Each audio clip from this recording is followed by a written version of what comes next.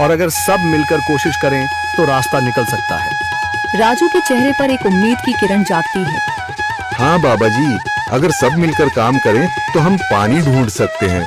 हमने पहले कभी यह कोशिश ही नहीं की। लेकिन इतनी कठिन जमीन में नया कुआं खोदना आसान नहीं। मुश्किल जरूर है, नामुमकिन नहीं।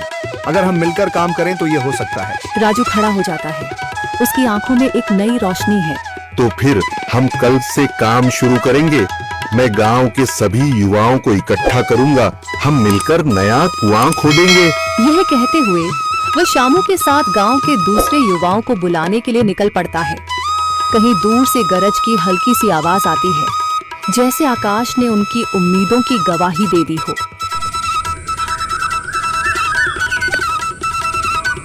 अगली सुबह राजू और शामू गांव के युवाओं को इकट्ठा करने निकल पड़े। चौधरी महेश की हवेली के सामने एक भीड़ जमा है। बाबा जी, संदरी, गांव के कुछ बुजुर्ग और किसान सभी मौजूद हैं। हम हाथ पर हाथ रखकर नहीं बैठ सकते। अगर अल्लाह ने हमें हिम्मत दी है तो हमें खुद पानी के लिए मेहनत करनी होगी। हम एक नया कुआं खोदेंगे।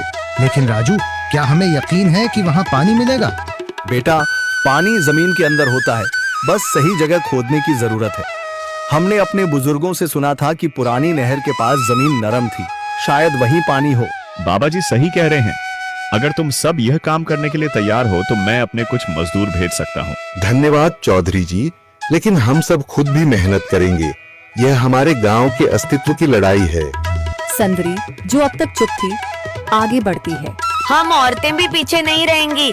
हम पानी लाने की व्यवस्था करेंगी, खाना बनाएंगी, ताकि तुम सब आराम से काम कर सको। यही हिम्मत चाहिए थी संदर। पूरा गांव एक नई उम्मीद के साथ कुआं खोदने की तैयारी में जुट जाता है। दूसरी ओर कुआं खोदने का काम शुरू हो चुका है। राजू, शामू और दूसरे युवा बेलचे चलाने लगते हैं। मिट्टी बाहर निकाली जाने लगती है। तेज गर्मी के बावजूद सब पूरी हिम्मत के साथ जुटे हुए हैं। दोपहर की तेज धूप, जमीन आग की तरह तप रही है। गांव के लोग लगातार कुआं खोदने में जुटे हैं। हाथ छिलने लगे हैं, माथे से पसीना बह रहा है, मगर किसी ने हार नहीं मानी। महिलाएं पानी और सत्तू लेकर आती हैं ताकि पुरुषों को कुछ राहत मिले। हमें और गहराई तक जाना होगा। अब तक सिर्फ सूखी मिट्टी और पत्थर ही निकल रहे हैं। राजू, यह बहुत कठिन काम है। अगर हमें पानी न मिला। अल्लाह मेहनत करने वालों को कभी निराश नहीं करता बेटा। तुम सब अपनी कोशिश जारी रखो, पानी जरूर निकलेगा। हिम्मत मत हारो। अगर अब रुक गए तो फिर कभी पानी नहीं मिलेगा। सभी फिर से जोश में आकर काम में जुट जाते हैं, मगर सूरज की तपिश बढ़ती जा रही है और कई लोगों की सांसें तेज चलने लगती हैं। तभी एक तरफ से रामलाल और उसके आदमी हंसते हुए आते हैं। अरे भाई, तुम्हें लगता है कि जमीन तुम पर रहम करेगी? हाँ हाँ, ना समझ लोग, ये सब बेकार की मेहनत है। रामलाल, हमारा हौसला मत तोड़ो। अगर तुम मदद नहीं कर सकते तो कम से कम मजाक भी मत उड़ाओ। मदद?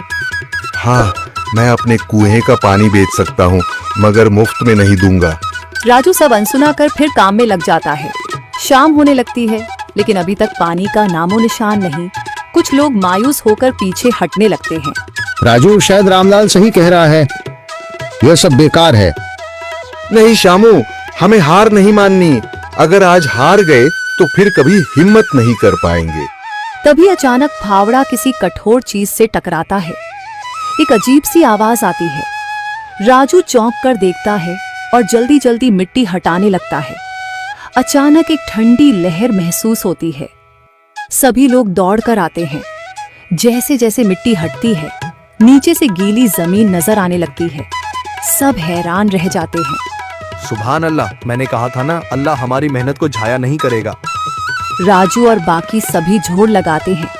कुछ ही पलों बाद अचानक मिट्टी के नीचे से पानी की एक छोटी सी धारा फूट पड़ती है। गांव वाले खुशी से चिल्ला उठते हैं। पानी, पानी निकल आया। यह अल्लाह की कुदरत है रामलाल, जिस पर तुम्हें यकीन नहीं था। पूरा गांव आनंद से झूम उठता है। लोग एक दूसरे को बधाइयां देते हैं। औरतें दुआ करने लगती हैं। कुछ दिन बीत चुके हैं।